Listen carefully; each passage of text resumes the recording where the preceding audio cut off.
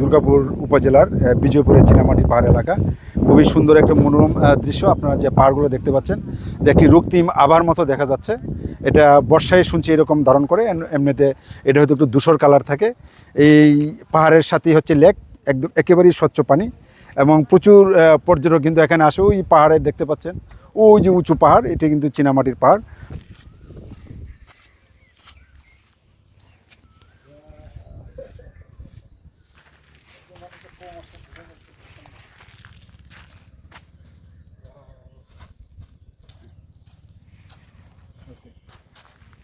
গুহার মতো পেয়ে গেছে,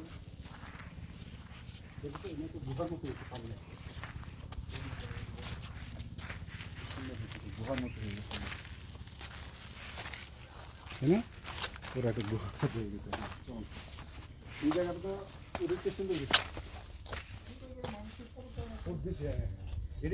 যে এখানে একটি মোটামুটি একটা পর্যটনের মতো এলাকায় গড়ে উঠেছে। এবার ঈদে মনে হয় অনেক লোক এখানে আনাগোনা করেছে, আমরা যেটা শুনতে পারলাম। যে ভবিষ্যতে যদি হয়তো এই ব্রিজটা হয়ে যায়, এই বিজয়পুর এবং এই চীনামাটির পাহাড় একটি পর্যটন কেন্দ্র হিসেবে ব্যাপক সম্ভাবনা আছে। বিজয়পুর চীনামাটির পাহাড় থেকে আপনাদেরকে ধন্যবাদ জানাচ্ছি। আমি ডক্টর মোহাম্মদ হুমায়ুন কবির। আসসালামু আলাইকুম।